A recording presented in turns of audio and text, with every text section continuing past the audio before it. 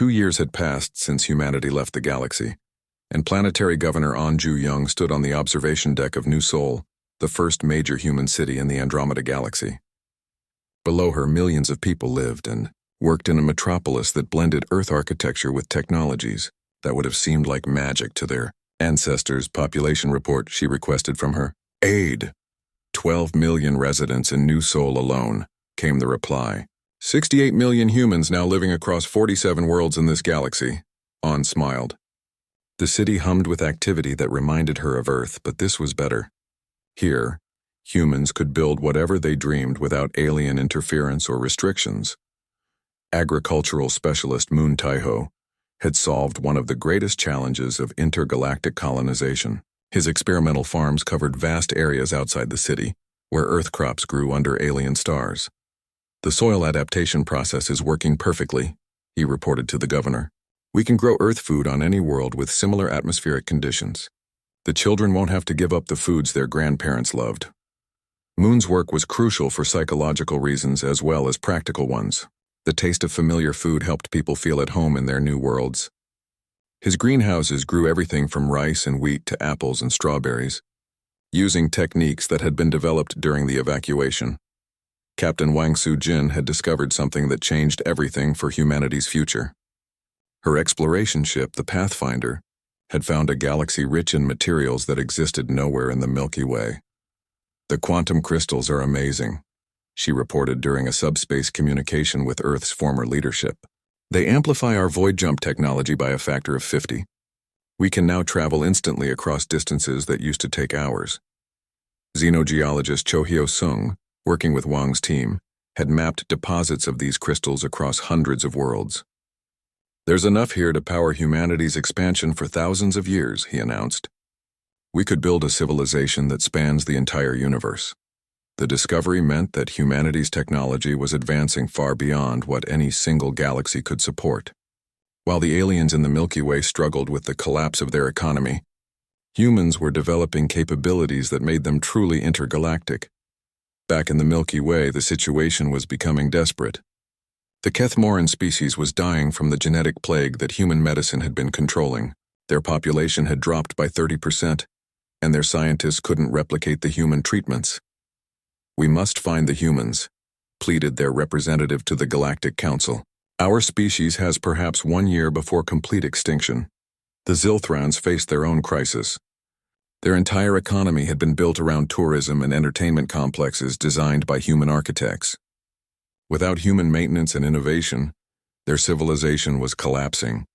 Our unemployment rate has reached 60%, reported their economic minister. Entire cities are becoming ghost towns as the entertainment industry fails. The Nexari discovered that their food production had completely depended on human-developed crop strains. Without access to human agricultural science, famine was spreading across their worlds. We're facing the worst food crisis in our species' history, their agricultural advisor announced. Millions will starve if we can't restore our crop yields. Captain No Yunju was leading humanity's first contact missions with the native species of distant galaxies. These aliens had never heard of the Galactic Council's prejudices against humans, and their reactions to humanity were completely different. The Andromedans are fascinated by our art and music, she reported. They've requested cultural exchange programs. They want to learn about human creativity and innovation. Diplomat Kim Hyo-jin was negotiating humanity's first intergalactic alliances. Unlike the Milky Way species, these aliens treated humans as equals and valued their contributions. The Spiral Federation has offered us full partnership in their intergalactic trade network, she announced. They control commerce across 15 galaxies and want human technology to improve their transportation systems. These new alliances were creating opportunities that the Milky Way had never offered. Instead of being seen as dangerous outsiders, humans were welcomed as valuable partners who brought fresh perspectives and advanced technology. Dr. Nam Ki-young's team had achieved another breakthrough that revolutionized human expansion. They had learned to create artificial wormholes that could connect not just star systems, but entire galaxies. We can now establish permanent gateways between any 2 points in the universe, he explained to Admiral Kim Woo-jin. Distance becomes meaningless. A human living in Andromeda can visit family in the Magellanic Clouds in minutes. This network was creating a new kind of civilization. Humans weren't just building colonies. They were creating an interconnected empire that spanned multiple galaxies, held together by technology that made travel instant and communication immediate. The economic benefits were enormous. Resources from one galaxy could be transported instantly to another. Scientists could collaborate across impossible distances. Artists and musicians could share their work with audiences scattered across the universe. Captain Park Jin-woo, now promoted to admiral, commanded the Intergalactic Defense Force from his flagship in the Andromeda system. The force wasn't needed for conquest. It was protection for humanity's growing network of peaceful settlements. Any threats to human colonies? He asked during his daily briefing. None, sir. Our new alien allies are providing mutual defense agreements. The Spiral Federation has offered to share their military technology with us. This was another way that humanity's exile had backfired on the Milky Way species. Instead of isolating humans, the exile had introduced them to much more advanced and powerful civilizations that appreciated human qualities. Meanwhile, the Galactic Council was sending increasingly desperate messages into space, hoping to reach the vanished humans.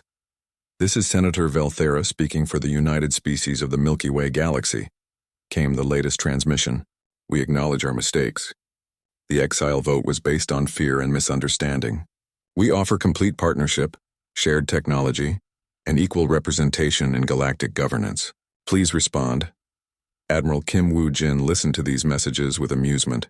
The aliens who had called humans too aggressive and dangerously unpredictable were now begging for their return. Should we respond? Asked Captain Lee Dae-ho during one of their regular strategy meetings. Not yet, the Admiral replied. Let them understand the full consequences of their decision first. Intelligence reports from Captain Ko Min-soo, who had remained behind to monitor the Milky Way, painted a picture of complete galactic collapse. Without human innovation, the alien species were discovering how primitive their own technology really was. 14 species are facing extinction-level crises, Ko reported. Economic collapse, medical emergencies, infrastructure failures. The galaxy is beginning to realize that humans weren't the problem. They were the solution. Dr. Choi Hye-jin was documenting the cultural renaissance happening in humanity's new homes. Free from alien prejudice and restrictions, human creativity was exploding in ways that amazed even her. We're seeing art forms that never existed on Earth, she reported. Musicians are composing symphonies that use the harmonics of different star types. Architects are designing cities that float in the vacuum of space. Writers are creating literature inspired by the beauty of multiple galaxies. This cultural explosion was attracting attention from aliens across the universe. Species that had never heard of the Milky Way were sending delegations to learn about human art, music, and literature. Engineer Yoon Tae-sung was overseeing the construction of humanity's greatest project, a mobile city ship the size of a moon that could travel between galaxies.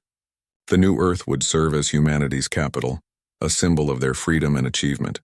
Construction is ahead of schedule, he reported. The ship will house 10 million people and serve as our mobile headquarters for intergalactic exploration. The new Earth represented everything humanity had become since leaving the galaxy. It was a fusion of Earth culture with advanced technology that surpassed anything in the Milky Way. It would be home to humanity's greatest scientists, artists, and leaders as they continued their expansion across the universe. As the second anniversary of the Exodus approached, Admiral Kim Woo-jin prepared for a historic moment. Humanity had grown from 8 billion refugees to a civilization of 15 billion people, spread across multiple galaxies. Status report on all colonies, he requested. All settlements thriving, sir. Population growth exceeding projections. Economic output higher than Earth ever achieved. Scientific advancement accelerating. Cultural development flourishing. The Admiral looked out at the stars of Andromeda through his office window. The aliens of the Milky Way had voted to exile Earth because they feared human expansion and aggression. Instead, they had freed humanity to become something far greater than they ever could have achieved in a single galaxy. The exile had become liberation, and humanity's greatest defeat had become their ultimate victory. Soon it would be time to let the galaxy know exactly what they had lost. 3 months after humanity's self-imposed deadline, Senator Velthera arrived at Earth in her ceremonial flagship. The proud Althraxian had been chosen to deliver the official exile notice to the human government. She expected to find desperate humans begging for more time or making last-minute negotiations. Instead, she found silence. "Hail the planetary government," she ordered her communications officer. "No response, Senator. I'm not detecting any active communication systems." Velthera frowned. Perhaps the humans were being stubborn. "Take us to the orbital stations." Her ship approached Earth's massive space stations, structures that had bustled with activity for decades. Now they hung dark and empty in space, their docking bays open like mouths with nothing to say. "Senator," her tactical officer called out nervously, "I'm not detecting any life signs. The stations appear to be completely abandoned." "That's impossible. Scan the planet's surface." The results made Velthera's blood run cold. Earth's cities were empty. The lights were still on, the power systems still running, but there were no people. No humans anywhere. "Where are they?" she whispered. News of Earth's abandonment spread quickly through the Galactic Council. Within days, investigation teams from dozens of species arrived to confirm what seemed impossible. Humanity had vanished completely. Vorthak Intelligence Commander Zethrok led the most thorough investigation. His team searched every human facility, every abandoned city, every empty space station. What they found was disturbing. The evacuation was methodical, he reported to the Council. No signs of struggle, no evidence of external force. They left voluntarily. "That's impossible," protested the Althraxian representative. "No species abandons their homeworld voluntarily." "The evidence suggests otherwise," Zethrok continued. "Moreover, our surveys of human colony worlds show the same pattern. Every human settlement in the galaxy has been abandoned." The council chamber fell silent. 47 species had voted to exile one species, and that species had simply left. "What about their technology?" asked Trade Minister Quindal. "Surely they left behind some useful equipment." Zethrok's report grew darker. "Nothing. Every research facility has been stripped clean. Every industrial complex has been dismantled. They took everything with them." The economic implications became clear within weeks. Human medical technology had been treating genetic diseases affecting 6 different species.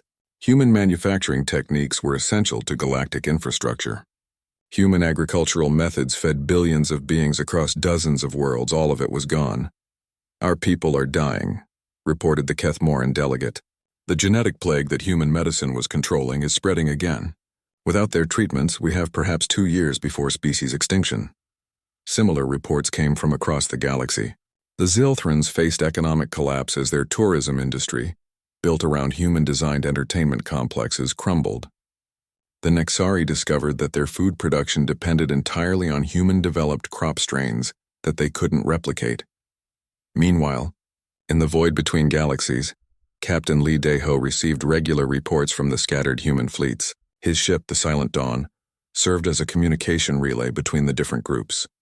Report from Fleet Group Alpha, called Navigation Officer Young Si-woo. "Successful establishment of forward base in Andromeda Galaxy. No signs of intelligent life detected." Fleet Group Beta reports discovery of resource-rich systems in the Magellanic Clouds, added Chief Engineer Hong Ye-jin. "Mining operations beginning ahead of schedule." Lee smiled as he reviewed the reports. Humanity's greatest gamble was paying off perfectly. Not only had they escaped the galaxy's prejudice, but they were thriving in ways the aliens could never have imagined. Dr. Quan Hairin's breakthrough with wormhole technology was proving even more valuable than expected. Her team had successfully created permanent gateways connecting human settlements across multiple galaxies. Distance is no longer a barrier. She reported to Admiral Kim Woo-jin during a subspace communication. "We can move ships, supplies, and people instantly between our furthest colonies." The Admiral was amazed. "How many connections can you maintain?" "Theoretically, unlimited. We're creating a network that spans galactic distances." The aliens thought they were isolating us. Instead, they've forced us to become the most connected civilization in the universe. Back in the Milky Way, panic was spreading through the Galactic Council. The aliens had expected to divide humanity's territories among themselves. Instead, they discovered that human worlds without human knowledge were almost worthless.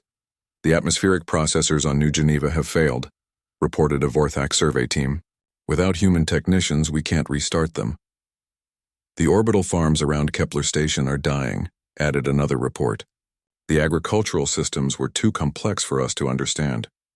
Species after species discovered that they had become dependent on human innovation without realizing it. Humans had quietly become the galaxy's problem solvers, the species that other civilizations turned to when their own technology failed. Zethrock presented his final investigation report to a somber council assembly. We have searched every system that humans ever inhabited. They are gone completely. No ships, no people, no communication signals. It's as if they never existed. Where could an entire species go? Demanded Senator Velthara. Unknown. Our scientists believe they must have developed faster than light technology far beyond our understanding. They could be anywhere in the universe by now. The truth was even more shocking than the aliens imagined. Captain Park Jin-woo, now commanding the first permanent settlement in Andromeda, was overseeing the construction of humanity's first intergalactic city. Population report, he requested from his aide. 50 million humans now living in the Andromeda colonies, sir. More ships arriving daily through the wormhole network.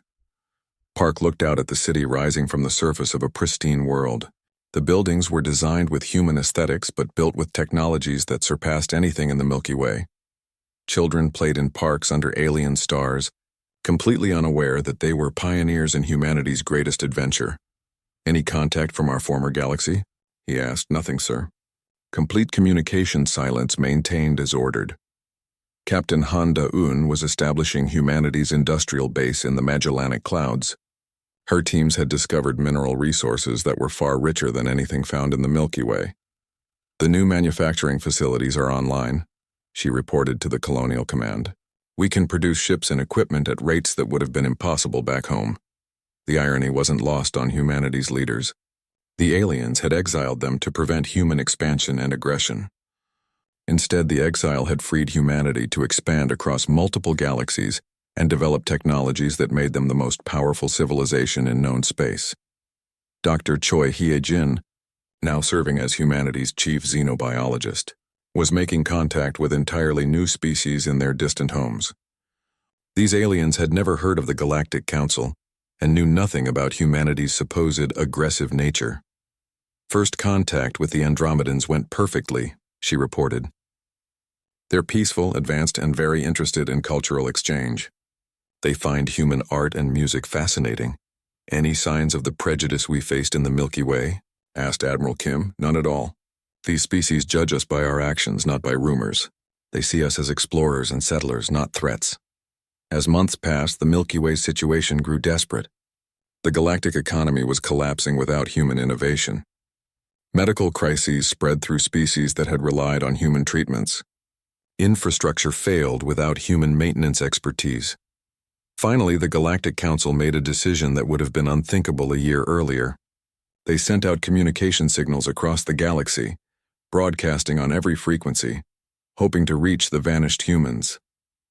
This is the Galactic Council calling any human vessels, the message began. We wish to negotiate. The exile vote has been rescinded. We offer full membership in the galactic community with unprecedented privileges. Please respond. The message was repeated continuously, sent in every direction, broadcast on every possible channel. The aliens were desperate to bring humanity back. In his command center in the void between galaxies, Admiral Kim Woo-jin received the alien transmission and smiled.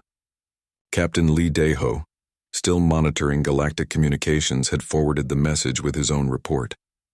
They're beginning to realize what they've lost, Lee noted. Economic collapse, medical crises, infrastructure failures.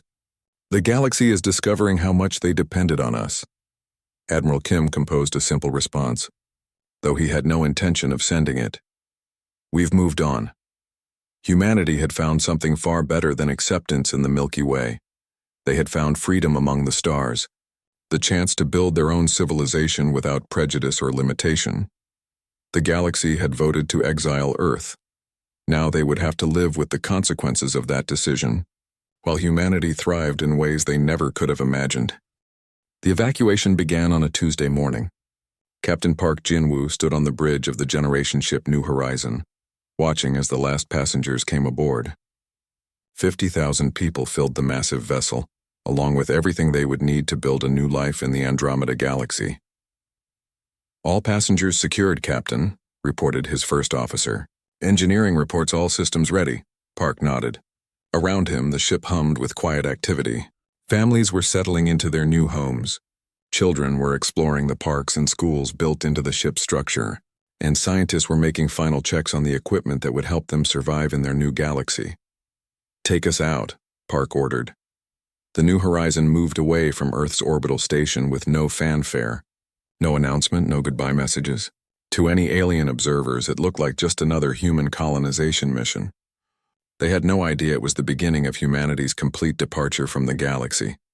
Captain Han Da-un was leading a different fleet toward the Magellanic Clouds. Her ships carried the industrial equipment humanity would need to build new homes quickly. Mining robots, construction systems, and fabrication plants filled the cargo holds of 30 massive vessels. "Navigation, set course for Waypoint Alpha," she ordered. "Communications, maintain complete silence." The communications officer, Lee Young-soo, had developed special protocols for the evacuation. Every ship used short-range encrypted signals that couldn't be detected beyond a few light hours. To the galaxy's monitoring systems, the human fleets were invisible. "No alien vessels in sensor range," reported the tactical officer. "We're clear for the first jump." Han's fleet vanished in flashes of blue light, disappearing into the void between galaxies. Behind them, Earth continued its normal daily routine, giving no sign that millions of humans had just left forever. Dr. Shin A-Ra worked frantically in the New Horizons Data Storage Center. As humanity's chief cultural preservationist, her job was to ensure that nothing important was lost during the evacuation. Every book, every song, every piece of art created by humans was being copied into the ship's vast digital archives. "How much storage do we have?" she asked her assistant, historian Ryu Sang-min. "Enough for everything," he replied. "Literature, music, movies, scientific papers, historical records. We're even storing samples of every language humans have ever spoken." Dr. Shin smiled. "The aliens might exile humanity from the galaxy, but they couldn't exile human culture.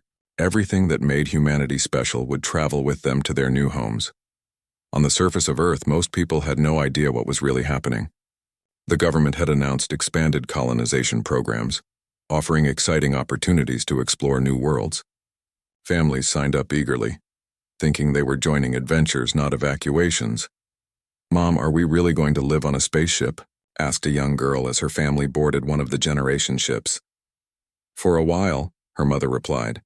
"Then we'll live on a beautiful new planet where you can run and play under different colored stars." The child smiled, excited by the adventure. She didn't know she was part of the greatest migration in galactic history. Security Chief Lim Jae-hyuk had the most dangerous job in the evacuation. His teams were responsible for removing every human from alien worlds without being detected. This meant years of careful planning and perfect timing. On the Vorthak trade world of Kethmore, Agent Kim Hyo-jin received her final orders. "Operation Silent Night begins now," came the encrypted message. "Extract all human personnel within 72 hours. Kim's team had been preparing for months. Every human on the planet, traders, diplomats, researchers, even tourists, had been quietly briefed about the emergency recall. They thought it was a drill or a political precaution. Only Kim knew it was permanent. "Remember," she told her team, "we take everyone, but we leave everything looking normal. No signs of struggle. No evidence of technology transfer." The extractions went perfectly. Human families simply disappeared from their homes during the night shift cycles. Their alien neighbors found empty houses with neat goodbye notes, explaining sudden family emergencies that required immediate departure. Captain Ko Min-soo commanded the rearguard fleet, the ships responsible for the final phase of evacuation. His job was to ensure that humanity's most sensitive installations were either evacuated or destroyed, leaving nothing useful for alien analysis. "Status on the research stations?" he asked his operations officer. "Luna Base is stripped clean. Mars Industrial Complex is dismantled. The asteroid mining facilities have been relocated or destroyed. All personnel evacuated." Ko checked his list. Every human facility outside Earth's atmosphere had to be dealt with. Some could be moved. Entire research stations were loaded onto transport ships and carried away. Others had to be destroyed to prevent alien access to human technology. What about the deep space monitoring posts? Evacuated and demolished. The aliens will find empty metal shells with no functioning equipment. The most difficult evacuation was Earth itself. 8 billion people couldn't disappear overnight without causing panic.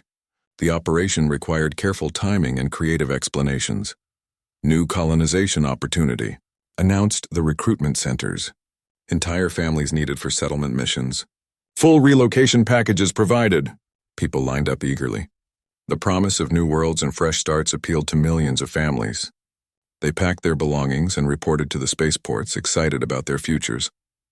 Dr. Nam Ki-young monitored the void jump operations from the central command station.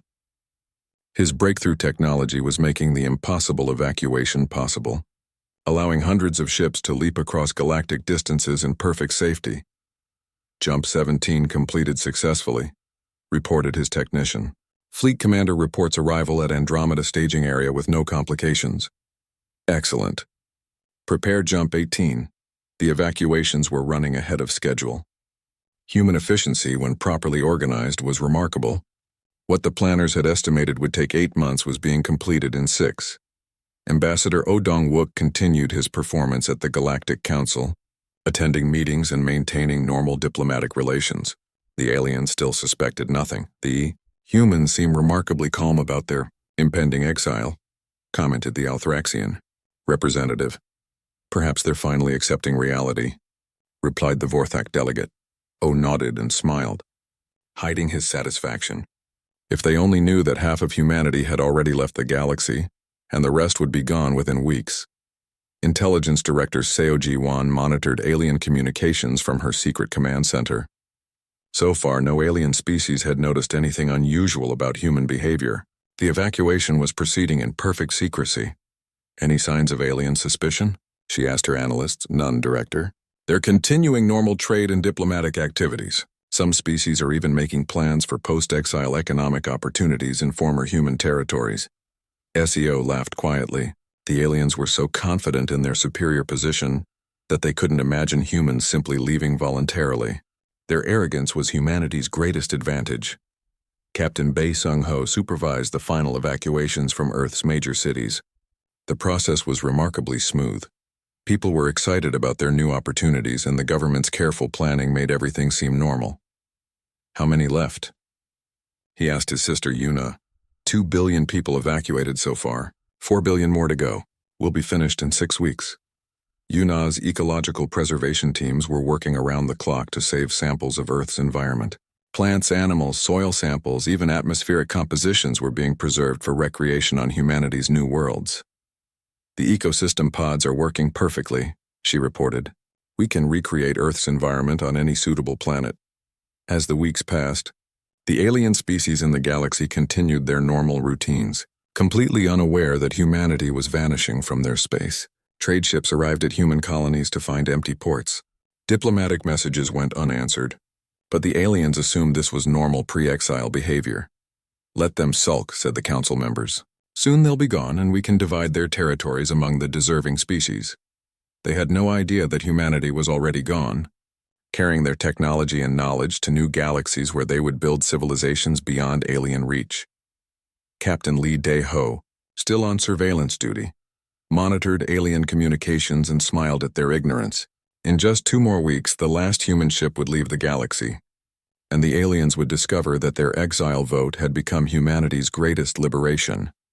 The Silent Dawn would be among the last ships to leave, carrying the final intelligence about alien plans.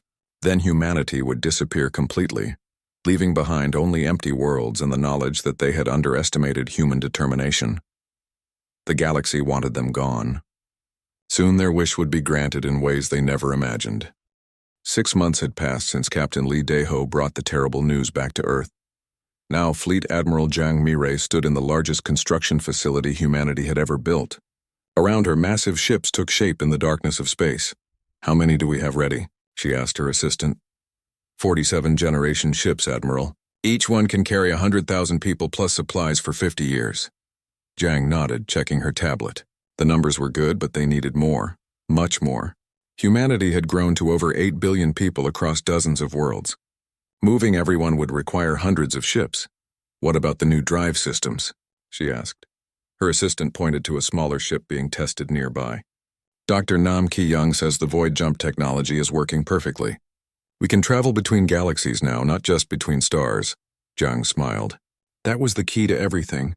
The aliens thought they were exiling humanity to empty space outside the galaxy.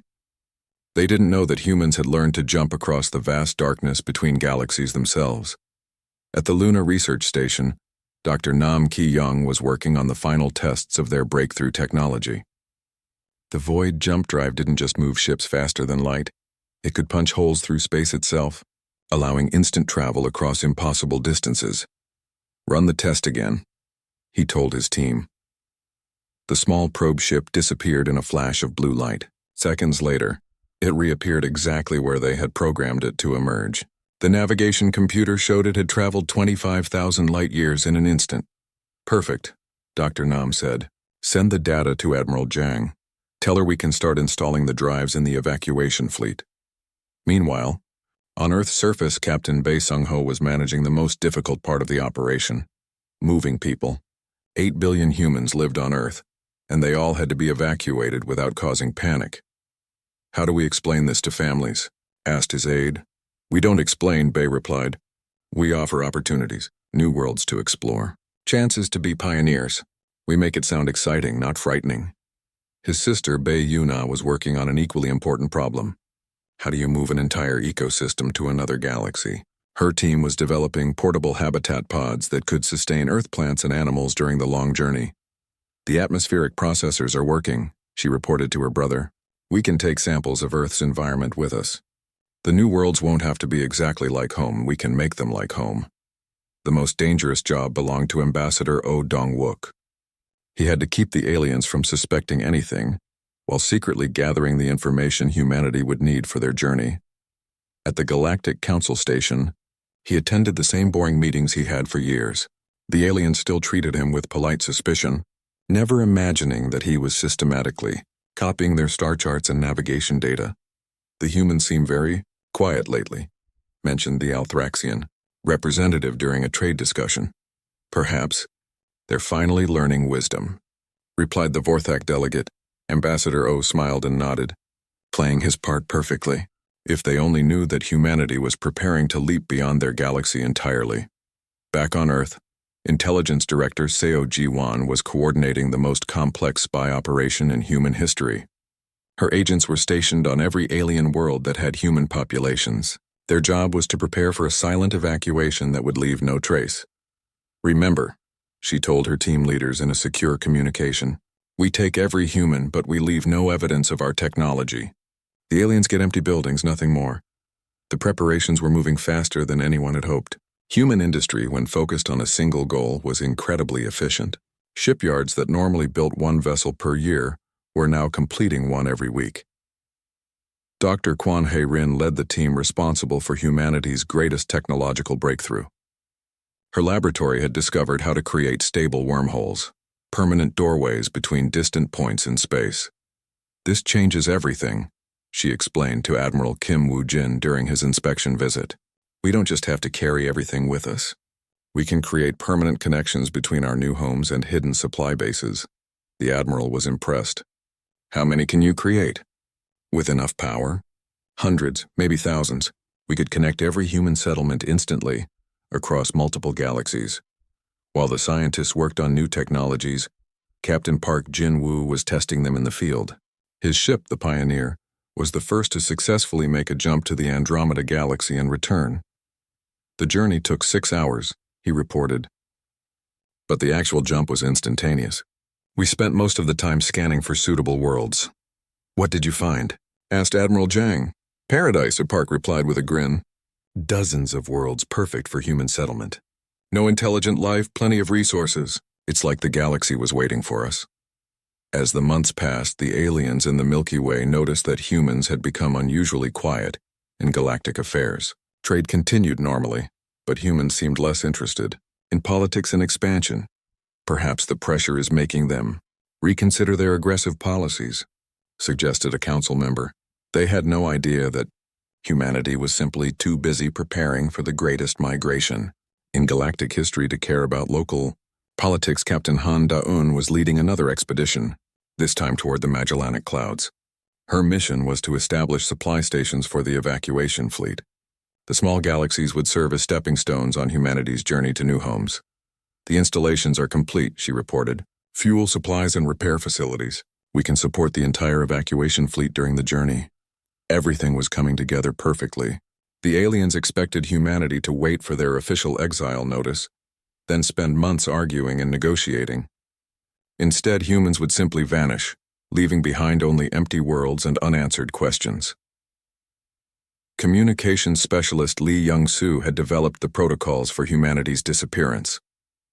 Total communication silence once the evacuation begins, he explained to the fleet commanders. No messages, no signals, no trace of where we've gone. Security Chief Lim Jae-hyuk was preparing the final phase. Every sensitive installation gets destroyed. Every piece of advanced technology gets removed. We leave them a clean galaxy with no human science to study. 3 months before the official exile deadline, Admiral Kim Woo-jin called a final meeting of all department heads. The room was full of humanity's best and brightest, the people who had made the impossible evacuation plan into reality. Status report, he said simply. Ship construction. 120 generation ships ready. 50 more completing final tests. Population preparations. All human settlements have evacuation plans. People think they're volunteering for colonization missions. Technology. Void jump drives installed and tested. Wormhole generators ready for deployment. Intelligence, complete galactic navigation data acquired. Alien monitoring systems mapped and understood. Admiral Kim stood and looked around the room. These people had worked miracles in just 6 months. They had prepared humanity for a journey that would take them beyond the reach of any species in the galaxy. Then we're ready, he said. Begin Phase 3. Start the evacuation. Outside the station windows, the first-generation ships were already loading passengers. Families who thought they were joining exciting colonization missions were actually taking part in humanity's exodus from the galaxy. The aliens would discover soon enough that their exile vote had become humanity's Declaration of Independence.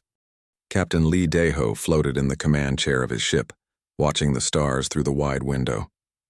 The Silent Dawn was Earth's newest stealth ship, invisible to most alien sensors. For 3 months they had been hiding near the Galactic Council's main station, listening to alien communications. Captain, called Park So-min from her station. I'm getting something strange on the encrypted channels. Lee pushed himself over to her workstation. The ship's artificial gravity was turned off to reduce their energy signature. What kind of strange?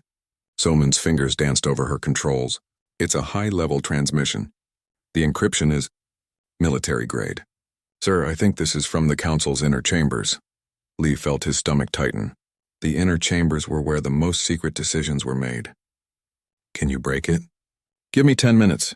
So-min's face was focused on her screens. She was the best communications officer in the fleet, young but brilliant. Lee waited, floating beside her station. Around them, the bridge crew worked quietly. They all knew how dangerous this mission was. If the aliens found them here, it would mean war. Got it, So-min whispered. Her face went pale as she read the translation. Captain, you need to see this. Lee read the screen and felt his blood turn cold. The message was clear. The Galactic Council had voted. Earth and all human colonies would be exiled from the galaxy. They had 1 year to leave or face complete destruction. Are you sure this is real? Lee asked. So-min nodded. The encryption signatures match everything else we've intercepted. This is real, sir. Lee called his senior officers to the bridge. Commander Kim Yoo-jin arrived first, followed by the ship's doctor and chief engineer. When Lee shared the message, the room fell silent. How many voted for this? Asked Kim Yoo-jin. So-min checked her data. 47 species voted yes. Only 12 voted no. The rest didn't vote at all. What reasons did they give? The doctor asked. Lee read from the document. They say humans are too aggressive, that we expand too fast and don't follow galactic law properly. They think we're dangerous. The chief engineer laughed bitterly. Dangerous? We've been peaceful for 50 years. We trade with everyone. We share our medical technology freely. That doesn't matter now, Lee said. The decision is made. We need to get this information back to Earth immediately. The journey home took 6 days. Lee spent most of that time writing his report. When they arrived at Earth's orbital station, Admiral Kim Woo-jin was waiting for them. The admiral was a tall man with gray hair and serious eyes. He had fought in the border wars 20 years ago and knew what real conflict looked like. In his office, he read Lee's report 3 times before speaking. "You're certain about this intelligence?" "Yes, sir. We have the full recording and all the technical data." The vote was real. Admiral Kim stood and walked to his window, looking down at Earth's blue surface. 1 year to evacuate the entire human species. He turned back to Lee. "What do you think their plan is?" Lee had thought about this during the journey home. "They expect us to panic, to beg for more time or try to negotiate. They think we'll fight and prove their point about humans being dangerous." "And what do you think we should do?"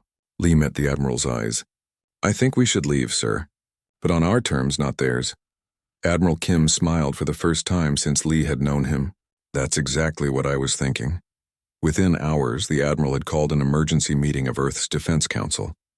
The room was full of humanity's best leaders, scientists, engineers, military officers, and politicians.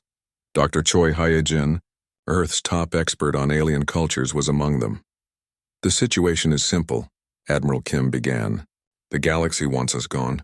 We can fight, we can beg, or we can surprise them." "What kind of surprise?" asked Dr. Choi. "We leave before they tell us to." The room erupted in discussions. Some people thought it was impossible. Others worried about abandoning Earth, but Engineer Yoon Tae-sung raised his hand for quiet. "It could work," he said slowly. "We've been developing new ship designs. Our population is spread across 12 colonies. If we started immediately, how long would it take?" Admiral Kim asked. Yoon calculated quickly on his tablet. "To evacuate everyone? 8 months, maybe 9. But we'd need to build new ships, gather resources, and keep it secret." Dr. Choi leaned forward. "The aliens won't expect this. They think humans are emotional and reckless. They expect us to react with anger or fear. Instead, we react with intelligence," Admiral Kim said. "We turn their exile into our liberation." The vote was unanimous. Earth would begin immediate preparations for a complete evacuation. But this wouldn't be a desperate flight. It would be humanity's greatest adventure. Admiral Kim assigned tasks to everyone. Dr. Choi would study possible destinations beyond the galaxy. Engineer Yoon would design the evacuation ships. Captain Lee would return to his surveillance mission, watching for any changes in alien plans. As the meeting ended, Admiral Kim made one final announcement. "This information stays in this room. As far as the galaxy knows, we're still their peaceful human neighbors. We smile, we trade, and we prepare." Over the following weeks, humanity began its secret preparations. New shipyards were built in hidden asteroid fields. Resources were quietly gathered from mining operations. Scientists worked around the clock on new technologies that would carry them beyond the galaxy's reach. The aliens noticed nothing. They continued their normal diplomatic relations with Earth, never suspecting that humanity was planning the greatest exodus in galactic history. 3 months after Lee's discovery, the first new evacuation ship was completed. It was massive, designed to carry 50,000 people and everything they would need to start a new life among distant stars. Admiral Kim stood in the ship's command center, looking at the reports from across human space. The preparations were ahead of schedule. Humanity would be ready to leave before the aliens expected. "They wanted us gone," he said to himself, watching Earth through the viewport. "They're going to get exactly what they asked for."